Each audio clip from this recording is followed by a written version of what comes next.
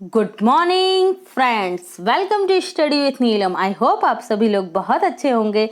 आज है 19 सितंबर और 19 सितंबर के सभी best top current affairs question with point two point section हम कंप्लीट करेंगे। उससे पहले अगर आप स्टडी विथ नीलम चैनल पर पहली बार आए तो फटाफट से चैनल को सब्सक्राइब कर लीजिए और वीडियो को लाइक और शेयर करना बिल्कुल ना भूलें।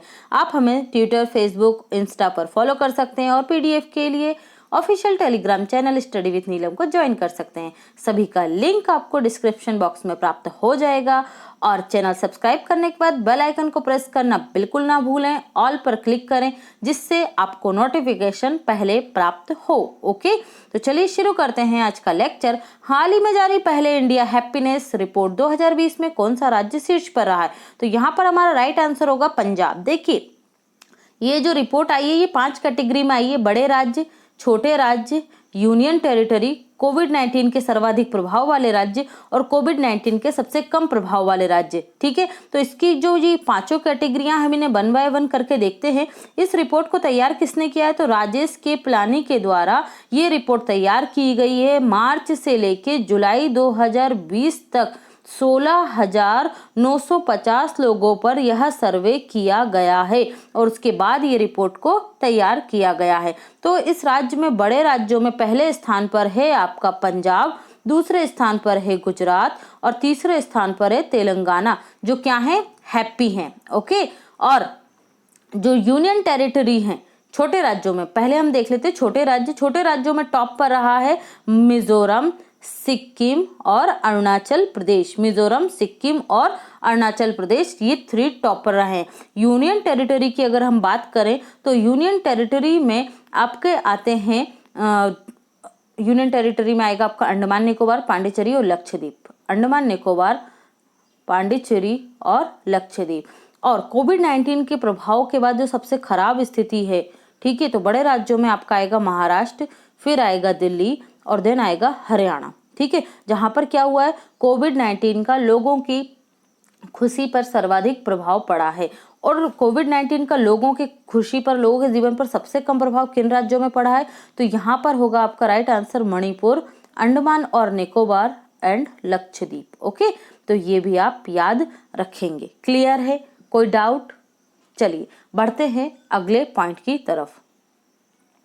हाल ही में प्रधानमंत्री मोदी ने किस राज्य में ऐतिहासिक कोशी रेल महासेतु परियोजना का जो राष्ट्र को समर्पित की है? तो ये ऐतिहासिक क्यों बोला जा रहा है इस परियोजना को? इसलिए बोला जा रहा है कि इस परियोजना की जो नींव रखी गई थी 1887 में भी अंग्रेजों के समय रखी गई थी, लेकिन 1934 में क्या होता है, जो परियोजना मतलब जो मीटर गेज लाइन इसकी बनाई गई थी, उस मीटर गेज लाइन, क्योंकि अंग्रेजों के समय जनरली मीटर गेज लाइन पर ही क्या हुआ है, रेलवे का जो इंफ्रास्ट्रक्चर वो तैयार हुआ है। लेकिन अब भारतीय रेलवे का मोस्टली भाग कैसा है? ब्रॉड गेज है।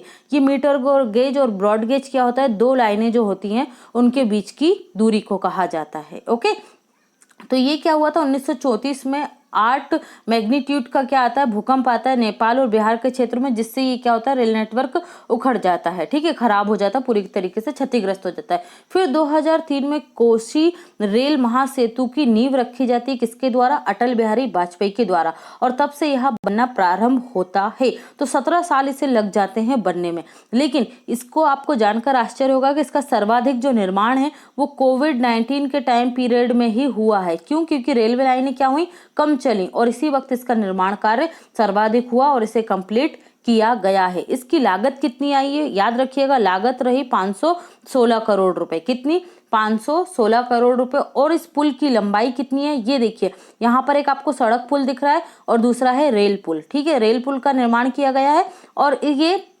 किस किस के बीच में है? तो ये है आपका निर्माली और सराई घर के बीच में। निर्माली और सराई घर के बीच में इसे बनाया गया है। इसकी लंबाई है रेल नेटवर्क की 1.9 किलोमीटर, 1.9 किलोमीटर, और ये 17 सालों में बनकर तैयार हुआ है, क्योंकि नींव कब रखी गई? 2003 में। ठीक है, क्लियर है एक एक चीज? चलिए तो देख लेते हैं हम अब किसको?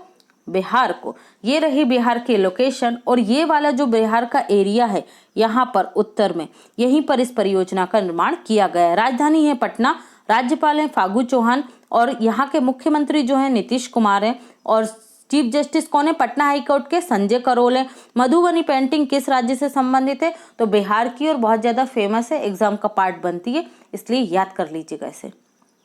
जयप्रकाश नारायण एयरपोर्ट, ये आपको पटना में मिलेगा। डॉल्फिन शोध केंद्र पटना में है। बिहार का शोक किसे कहा जाता है? कोसी नदी को। और ये पुल भी किस पर बना है? कोसी नदी पर ही बना है। चलिए बढ़ते हैं अगले क्वेश्चन की तरफ।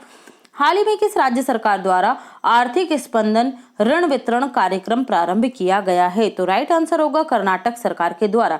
देखिए भाई, कर्नाटक सरकार के द्वारा कोविड-19 के पीरियड में कोविड-19 और बाढ़ से प्रभावित जो लोग हैं उन्हें राहत पहुंचाने के लिए जो सरकारी संस्थान हैं उनके माध्यम से 39,300 करोड़ रुपए का क्या किया गया है? ऋण वितरित किया गया है, ताकि लोग कोविड-19 के समय जो आर्थिक क्षति हुई है, आर्थिक नुकसान हुआ है और बाढ़ के समय लोगों को जो दिक्कत आई है उसमें उन्हें मदद प्रदान की जा सके। तो किसने प्रदान की है? तो ये प्रदान किया गया है आर्थिक स्पंदन आपके कर्नाटक सरकार के द्वारा। तो ये आप याद रखेंगे। बात कर लेते हैं हम किसकी? कर्नाटक की। तो ये रही लोकेशन कर्नाटक की। पड़ोसी राज्य आंध्र प्रदेश, तेलंगाना, महाराष्ट्र, गोवा, केरल और तमिलनाडु। ओके, तो ये 6 राज्यों को आप याद रखिएगा। इसके पड़ोसी कैपिटल क्या है? बेंगलुरु। बेंगलुरु में आपको हेडक्वार्टर मिलेगा इसरो का, हिंदुस्तान एरोनॉटिक्स लिमिटेड का, विप्रो का। ओके, तो ये आप, और इन्फोसिस का, ये भी आप याद रखेंगे। सिलिकॉन वैली ऑफ इंडिया इसी को कहा जाता है। बेंगलुरु को इलेक्ट्रिसिटी सिटी ऑफ इंडिया भी किसे कहा जाता है? बेंगलुरु को ही कहा जाता है। मुख्यमंत्री कौन है? तो मुख्यमंत्री हैं वीएस येदियुरप्पा। राज्यपाल हैं वजुभाई वाला। ठीक है, यहाँ से आपको एप्लीकेशन याद रखनी है कौन सी? मेघ संदेश बाढ़ चेतावनी तंत्र के लिए कहाँ स्थापित की गई थी? बेंगलुरु में स्थापित की गई थी। पहली इंटीग्रेटेड एयर एम्बुलेंस सेवा भी कहाँ प्रारंभ हुई है? तो ये कर्नाटक में ही प्रारंभ हुई है। प्रवासी श्रमिकों के लिए ट्रांजिट होम कौन सा राज्य बनाएगा? तो कर्नाटक राज्य बनाएगा। हुगली रेलवे स्टेशन विश्व का सबसे लंबा रेलवे स्टेशन बनाया जा रहा है। कितना? 1400 मीटर का। और आप लोगों को मुझे कमेंट सेक्शन में बताना है कि हुगली रेलवे स्टेशन का नाम बदलकर किनके नाम पर किया जा रहा है। आप लोग कमेंट किया कीजिए फ्रेंड्स। ओके, मैं आप लोगों से वही क्वेश्चन पूछती हूँ जो मैं करवा चुकी होती हूँ। तो आप लोग अगर कमेंट नहीं कर रहे हैं इसका मतलब ये है कि आप लोग पढ़ भी नहीं रहे हैं, और पढ़ नहीं रहे हैं तो आप लोग ये मत सोचिए वैकेंसी नहीं आ रही है।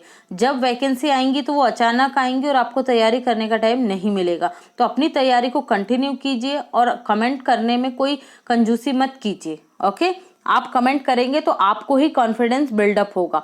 18 जून को कर्नाटक ने क्या मनाया? मास्क दिवस मनाया। क्या मनाया है? मास्क दिवस मनाया है। चलिए देखते हैं अगला क्वेश्चन। हाल ही में किस राज्य में कुपोषित बच्चों के परिवारों को गाय देने का फैसला किया गया है? तो ये फैसला किसने किया है? ये यूपी सरकार ने। क्यों किया गया? देखिए भाई, आप लोगों को सभी को पता है सितंबर जो मंथ है वो किसके रूप में मनाया जा रहा है? पोषण माह के रूप में मनाया जा रहा है पूरे देश में। तो जो यूपी सरकार है वो क्या करेगी? अपने जो राज्य के वो बच्चे जो क्या है कुपोषित है उनके परिवारों को क्या दिया जाएगा?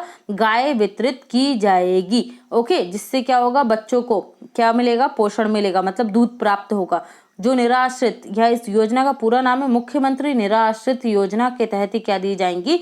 गायों का वितरण किया जाएगा। ओके, याद रखिएगा। तो देख लेते हैं हम यूपी को। ये रही मैप में लोकेशन यूपी की। तो यूपी के पड़ोसी जो देश है कौन सा है? नेपाल से इसकी सीमा लगती है, यहाँ बिहार से लगती है, छत्तीसगढ़ से लगती है, मध्य प्रदेश से इसकी सीमा लगती है, और यहाँ पर राजस्थान से भी सीमा लगती है, दिल्ली से लगती है, और उत्तराखंड से भी इसकी, हिमाचल प्रदेश से और उत्तराखंड से भी इसकी सीमाएं लगती हैं। ठीक है, तो ये आप याद रखेंगे। यूपी को कैपिटल क्या है? लखनऊ है, और लखनऊ के चारबाग रेलवे स्टेशन पर ही देश का पहला हेल्थ एटीएम लगाया गया है। ओके, और लखनऊ किसका लोकसभा क्षेत्र है? तो हमारे जो रक्षा मंत्री राजनाथ सिंह उनका क्या है लोकसभा क्षेत्र? किस नदी के किनारे स्थित है लखनऊ? तो ये गोमती नदी के किनारे स्थित है। ठीक है, याद रखिएगा। राज्यपाल कौन है? आनंदीबेन पटेल हैं यूपी की राज्यपाल। साथ ही ने मध्य प्रदेश का प्रभार भी दिया गया है, तो ये मध्य प्रदेश की भी राज्यपाल हुई। ओके, सीएम कौन है? योगी आदित्यनाथ है। जानवरों का पहला डीएनए बैंक यूपी के बरेली में स्थित है। और यहाँ के चीफ जस्टिस कौन है? तो गोविंद माथुर है। देश का पहला हाथी अस्पताल मथुरा में स्थित है। कहाँ है? मथुरा में स्थित है। तो ये सारे पॉइंट आप यहाँ से याद रखेंगे। कुशीनगर में क्या बन रहा है? देश का कुशीनगर को अंतर्राष्ट्रीय एयरपोर्ट का दर्जा दिया गया है। और सोनभद्र 4-5 जो प्लेस मैंने आपको बताए थे वहाँ पर क्या बन रहा है, यहाँ पर अभी एयरपोर्ट बनाया जाएगा। और देश की पहले ट्रांसजेंडर यूनिवर्सिटी जो है वो भी उत्तर प्रदेश के कुशीनगर में ही बनाई जाएगी। ठीक है, तो ये सारे पॉइंट आप उत्तर प्रदेश से याद रखेंगे। हाल ही में विश्व बांस दिवस कब मनाया गया है, तो ये राइट आंसर होगा आपका 18 सितंबर को प्रतिवर्ष क्या मनाया जाता है, बांस दिवस मनाया जाता है। ओके, और इसकी थीम क्या रखी गई, बेम्बू नाव। बेम्बू नाव 2020 में इसकी क्या है, थीम रखी गई है। बांस की उपयोगिता के प्रति लोगों को जागरूक करने के लिए यह दिवस प्रतिवर्ष मनाया जाता है। ओके, ये आप याद रखेंगे। वर्ल्ड बेम्बो ऑर्गेनाइजेशन कहाँ मिलेगा आपको, वर्ल्ड बेम्बो ऑर्गेनाइजेशन की स्थापना 2005 में हुई थी। मुख्यालय आपको इसका मिलेगा बेल्जियम में। कहाँ मिलेगा, बेल्जियम में इसका हेडक्वार्टर मिलेगा। और इसके वर्तमान में एग्जीक्यूटिव डायरेक्टर कौन है, तो एग्जीक्यूटिव डायरेक्टर है सुजेन लुकास। सुजेन लुकास इसकी क्या है, एग्जीक्यूटिव डायरेक्टर हैं। तो ये सारे पॉइंट आप बेम्बो डे से याद रखेंगे। तो हम देख लेते हैं अब इम्पॉर्टेंट डे। 2 सितंबर को विश्व नारियल दिवस, ये अगस्त लिखा है, यहाँ आप लोग सितंबर कर लें। ओके, सितंबर। 2 सितंबर को नारियल दिवस मनाया गया। 5 सितंबर को विश्व राष्ट्रीय शिक्षक दिवस और वर्ल्ड चैरिटी डे मनाया गया। 7 सितंबर को पहली बार international day of clean air for blue sky मनाया गया। 8 सितंबर को अंतर्राष्ट्रीय साक्षरता दिवस मनाया गया। उसकी थीम क्या रखी गई, literacy teaching learning in the covid crisis and beyond. 9 सितंबर को हमले से शिक्षा की रक्षा का अंतर्राष्ट्रीय दिवस मनाया गया और इसकी थीम थी protect education save a generation. 10 सितंबर को मनाया गया आत्महत्या निषेध दिवस। इसकी थीम क्या थी, वर्किंग टुगेदर प्रिवेंट सुसाइड। 11 सितंबर को राष्ट्रीय शहीद वन दिवस मनाया गया। 12 सितंबर को दक्षिण सहयोग संगठन दिवस मनाया गया। 14 सितंबर को राष्ट्रीय हिंदी दिवस मनाया गया। 15 सितंबर को क्या मनाया गया, अंतर्राष्ट्रीय लोकतांत्रिक दिवस। क्या मनाया गया, अंतर्राष्ट्रीय लोकतांत्रिक दिवस। और इसकी थीम क्या थी, इसकी थीम थी कोविड-19 अ स्पॉटलाइट ऑन डेमोक्रेसी। कोविड-19 अ स्पॉटलाइट ऑन डेमोक्रेसी। तो आप इसकी थीम भी नोट कर लीजिएगा, कोविड-19 अ स्पॉटलाइट ऑन डेमोक्रेसी। 15 सितंबर को ही हमने सेलिब्रेट किया राष्ट्रीय engineering day sir Mokshagundam Visvesvaraya के जन्मदिन के रूप में। इन्हें क्या कहा जाता है, फादर ऑफ मॉडर्न मैसूर, और इन्हें भारत रत्न दिया गया था 1955 में। 16 सितंबर को हमने मनाया विश्व ओजोन परत संरक्षण दिवस और इसकी थीम क्या थी, ozone for life. Ozone for life. 18 सितंबर को हमने मनाया विश्व बांस दिवस।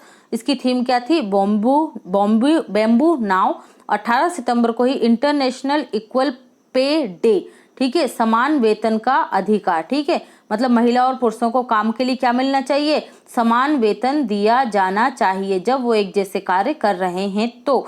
और 18 सितंबर को ही मनाया गया वर्ल्ड वाटर मॉनिटरिंग डे, जल निगरानी दिवस। ठीक है, विश्व जल निगरानी दिवस हिंदी में कहेंगे। और इसकी थीम क्या है, solve water. Solve water. Okay, चलिए तो बढ़ते हैं अगले पॉइंट की तरफ। हाल ही में चर्चा में रही आजादी फ्रीडम फैसिज्म फिक्शन नामक पुस्तक किसने लिखी है, तो इसका राइट आंसर होगा अरुंधति रॉय। किसने लिखी है, अरुंधति रॉय के द्वारा इस पुस्तक को लिखा गया है। श्री अय्यर की बुक का नाम क्या है, हु लस्ट माई रेड। ठीक है, और आर भानुमति ने क्या लिखी थी, तो इन्होंने लिखी थी जुडिशरी जज and administration of justice. Ramachandra Guha ने कौन सी बुक लिखी थी, Commonwealth of cricket. Commonwealth of cricket. तो ये सारी बुक्स आप यहाँ से याद रखेंगे। हाल ही में AICTC उत्कृष्ट संस्थान विश्वकर्मा पुरस्कार 2020 से किसने जीता है, तो ये राइट आंसर होगा आपका कॉलेज ऑफ इंजीनियरिंग पुणे के द्वारा इस पुरस्कार को जीता है। ये द्वितीय पुरस्कार है। 2019 के ये क्या दिया गया है, पहला पुरस्कार 2018 में, इससे पहले का पुरस्कार 2019 में पहला दिया गया था और 2020 में ये दूसरा पुरस्कार वितरित किया गया है। किसने दिया है, तो ये दिया है हमारे शिक्षा मंत्री कौन, निशंक पोखरियाल ने, रमेश निशंक पोखरियाल के द्वारा इस पुरस्कार को वितरित किया है। इसका फुल फॉर्म क्या होता है AICTE का, all India counselling for technology. All India counselling for technology के द्वारा यह पुरस्कार वर्चुअली प्रदान किया गया है। किसको दिया गया है? कॉलेज ऑफ इंजीनियरिंग पुणे को यह पुरस्कार दिया गया है। और इस पुरस्कार का विषय क्या रखा गया था? इस पुरस्कार का विषय रखा गया था India fights corona. India fights corona. Okay, तो ये भी आप याद रखेंगे। बढ़ते हैं अगले पॉइंट की तरफ। हाल ही में शिरोमणि अकाली दल के सदस्य और केंद्रीय खाद्य प्रसंस्करण उद्योग मंत्री द्वारा अपने पद से इस्तीफा दे दिया। उनका नाम क्या है? तो उनका नाम है हरसिमरत कौर। ठीक है, अकाली दल की थी और सरकार के द्वारा कृषि और किसानों से जुड़े हुए क्या लाए गए? 3 अध्यादेश लाए गए। संविधान के अनुच्छेद 123 के तहत जब संसद का सत्र नहीं चल रहा होता है तब, और या उन पर क्या है, पूरी तरीके से बहस नहीं की जा सकती, तो क्या करती है सरकार? और किसी कानून को अर्जेंटली लागू करना होता है उसे, तो अध्यादेश लाती है। और ये अध्यादेश कौन लाता है? राष्ट्रपति लाता है। किस आर्टिकल के तहत? 123 संविधान के अनुच्छेद के तहत। तो इसी तरीके से 3 अध्यादेश लाए गए हैं। मैंने आपको बताया भी था कि 11 अध्यादेश लेकर आएगी सरकार। ओके, तो उसमें से 3 अध्यादेश किससे? किसानों से, कृषि से जुड़े हुए हैं। और उसी किसान और कृषि से जुड़े हुए 3 अध्यादेश के विरोध में जो हरसिमरत कौर हैं, क्या थी? ये खाद्य एवं प्रसंस्करण उद्योग मंत्री, इन्होंने अपने पद से इस्तीफा दे दिया और राष्ट्रपति द्वारा इनके इस्तीफे को भी मंजूर कर लिया गया है। ओके, तो जो खाद्य प्रसंस्करण उद्योग मंत्री का अतिरिक्त प्रभार अब किसको दे दिया गया है? नरेंद्र सिंह तोमर को दे दिया गया है। ये कौन है? ये केंद्रीय कृषि मंत्री हैं। इनका लोकसभा क्षेत्र क्या है? मध्य प्रदेश का मुरैना है। क्या है? मुरैना, मध्य प्रदेश इनका लोकसभा क्षेत्र है। और इन्हीं के द्वारा ये तीनों बिल या तीनों अध्यादेश लाए गए थे। ओके, तो ये भी आप याद रखेंगे। और यहाँ से प्रकाश जावड़ेकर, ये कौन है हमारे? तो ये हैं हमारे पर्यावरण मंत्री। और इन्होंने अभी जो G20 के और ब्रिक्स के पर्यावरण मंत्रियों की बैठक हुई थी, उन दोनों में भारत की तरफ से इन्होंने भाग लिया था। तो दोनों को आप याद रखेंगे। और ये थावरचंद्र गहलोत कौन है? सामाजिक न्याय एवं अधिकारिता मंत्री हैं। और अभी ट्रांसजेंडरों पर एक काउंसिलिंग का गठन हुआ है, उसके अध्यक्ष भी कौन बने? थावरचंद गहलोत बने। सभी इंपॉर्टेंट पॉइंट है, याद रखिएगा। बढ़ते हैं अगले पॉइंट की तरफ। भारतीय संसद के नए संसद भवन के निर्माण का कार्य किस कंपनी के द्वारा किया जाएगा? तो राइट आंसर होगा टाटा प्रोजेक्ट लिमिटेड के द्वारा किया जाएगा। टाटा प्रोजेक्ट लिमिटेड ने सबसे बड़ी बोली लगाई जा रही थी, तो उसमें टाटा प्रोजेक्ट के द्वारा 861.90 करोड़ रुपए की बोली के द्वारा इसे जीत लिया गया है। मतलब 21 महीने में इसे कौन सी कंपनी बनाएगी इस नए संसद भवन को? तो ये बनाएगी टाटा प्रोजेक्ट लिमिटेड। कितने मंथ में? याद रखिएगा 21 मंथ में इसका निर्माण कर लिया जाएगा। ओके, किसका? नए संसद भवन का निर्माण। देखिए यहाँ पर जो लार्सन एंड ट्रूबो कंपनी है, ये किसका निर्माण कर रही है? तो ये राम मंदिर का निर्माण करेगी। किसका? राम मंदिर का। तो दोनों को ही आप याद रखेंगे। ठीक है, बढ़ते हैं अगले पॉइंट की तरफ। यहाँ से आप अमाउंट याद रखिएगा, पूछा जा सकता है 861.90 करोड़ रुपए में। ठीक है, नेक्स्ट देखते हैं। निम्न में से किसने अपना घर ड्रीम्स होम लोन योजना प्रारंभ की है? तो ये प्रारंभ की गई है ICICI होम फाइनेंस के द्वारा। देखिए जो दिल्ली के किराना व्यापारी हैं, ऑटो चालक हैं, ठीक है, जो छोटे छोटे व्यापारी हैं जो किराना स्टोर चला रहे हैं या मोबाइल शॉप चला रहे हैं, उनका घर का सपना पूरा करने के लिए, जो स्लम एरिया में रहते हैं, उनके घर के सपने को पूरा करने के लिए ICICI बैंक के द्वारा इस योजना को लॉन्च किया गया और उसके तहत 2 लाख से लेकर 50 लाख तक रुपए का लोन प्रोवाइड किया जा सकेगा। ओके, तो ये आप याद रखेंगे किसे? ICICI फाइनेंस होम को। बढ़ते हैं अगले क्वेश्चन की तरफ। हाल ही में किस उत्तर अमेरिकी देश ने SDG का मतलब क्या होता है? सस्टेनेबल डेवलपमेंट गोल, हिंदी में कहेंगे सतत विकास लक्ष्य, से जुड़ा एक सोवरजिन बॉन्ड या संप्रभु बॉन्ड जारी करने वाला दुनिया का पहला देश बन गया है? तो ये बन गया है मैक्सिको। कौन बन गया है? उत्तर अमेरिकी देश मैक्सिको। मैक्सिको के द्वारा इस बॉन्ड को जारी करने के बाद कितने डॉलर इकट्ठा किए गए?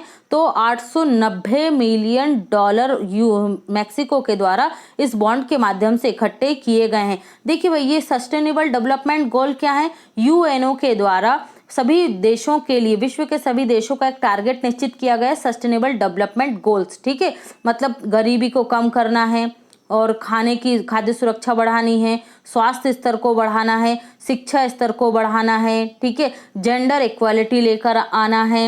मतलब इस तरीके से क्या करना है, पूरे विश्व के सामने हमें 17 गोल्ड लक्ष्य रखें और उन सभी देशों को इन 17 लक्ष्यों को प्राप्त करने के लिए कार्य करना है। और सभी देशों को आप देखेंगे तो इन्हीं से संबंधित योजनाएं हर देश में बनाई जाती हैं। तो ये बॉन्ड किसने जारी किया? मैक्सिको ने। और ये बॉन्ड जारी करने वाला ये विश्व का पहला देश बन गया है, ठीक है, याद रखिएगा। तो बात कर लेते हैं हम मैक्सिको की। ये रही मैक्सिको की लोकेशन और ये क्या है? मैक्सिको की खाड़ी है। ये है कनाडा और ये है आपका अमेरिका। कैपिटल क्या है? तो कैपिटल है मैक्सिको की मैक्सिको सिटी। और करेंसी है मैक्सिकन पेसो। और यहाँ के प्रेसिडेंट कौन है? Andres Manuel. कौन है? एंड्रेस मैनुअल, ठीक है। चलिए बढ़ते हैं अगले पॉइंट की तरफ। हाल ही में मूवीक्विक के नए को फाउंडर और सीईओ किसे बनाया गया है या नामित किया गया है, ठीक है, नॉमिनेट किया गया है। तो ये बनाए गए हैं चंदन जोशी। किसे बनाया गया है मूवीक्विक के नए? तो ये बने हैं चंदन जोशी को। समीर कुमार खरे एडीबी में क्या बने हैं? ये अभी कार्यकारी निदेशक, एग्जीक्यूटिव डायरेक्टर बने हैं, ठीक है। और टेको कोनिशी ये भारत के कंट्री हेड बने हैं। किसकी तरफ से? एडीबी बैंक की तरफ से। अशोक लवासा ये एडीबी में क्या बने हैं? उपाध्यक्ष बने हैं। ओके, बढ़ते हैं अगले क्वेश्चन की तरफ। हाल ही में कॉमनवेल्थ रिलेम्स समूह से किस देश ने स्वयं को अलग करने की घोषणा की है? यहाँ मैं आपका थोड़ा टाइम लूंगी क्योंकि टॉपिक आपको समझाने में टाइम लगेगा। देखिए, कॉमनवेल्थ रिलेम्स में अभी वर्तमान में कितने देश हैं? तो ये 16 देश इसके मेंबर हैं। तो ये कैसे देशों का समूह है? ये उन देशों का समूह है जो अपने देश में आज भी क्या मानते हैं? जो क्वीन एलिजाबेथ हैं, ब्रिटेन की महारानी, उन्हें हेड ऑफ स्टेट मानते हैं। हेड ऑफ स्टेट मतलब राज्य का प्रमुख, ठीक है। जैसे हमारे देश में राज्य का प्रमुख कौन है? कौन है हमारे देश में राज्य का प्रमुख? प्रेसिडेंट होता है, मतलब रामनाथ कोविंद जी हैं, ठीक है। तो ये जो 16 कंट्रीज हैं कॉमनवेल्थ रिलेम्स की, यहाँ पर क्या नहीं होता है? यहाँ पर राष्ट्रपति का पद नहीं होता है या राष्ट्र अध्यक्ष का पद नहीं होता है। क्या होता है? सिर्फ प्रधानमंत्री का पद होता है। तो उन्हीं 16 कंट्रीज में से एक है कैरेबियन देश बारबोडास, ठीक है। ये वहाँ की क्या है? पीएम है, मिया मैटली। और इन्होंने हाल ही में घोषणा कर दी है कि अब हम क्या करेंगे? हेड ऑफ स्टेट का जो दर्जा है उसे समाप्त करेंगे। क्या था? देखिए मैं आपको यहाँ से समझाती हूँ। भारत क्या है? एक रिपब्लिक ऑफ इंडिया, ठीक है। तो जो हम क्या है? एक रिपब्लिक है। मतलब हमारा रिपब्लिक का मतलब क्या होता है? हमारा जो राष्ट्र अध्यक्ष होगा वो क्या होगा? चुना जाएगा, ठीक है। राष्ट्रपति के चुनाव होते हैं, वंशानुगत तो नहीं है कि भाई रामनाथ कोविंद हुए या फिर राजेंद्र प्रसाद हमारे पहले राष्ट्रपति थे, फिर उनके बेटे राष्ट्रपति बनेंगे, फिर उनके बेटे राष्ट्रपति बनेंगे, फिर उनके बेटे राष्ट्रपति बनेंगे। ऐसा नहीं है। हमारे यहाँ जो राष्ट्र अध्यक्ष होगा, रिपब्लिक का मतलब है कि हमारा राष्ट्र अध्यक्ष क्या होगा? चुना जाएगा।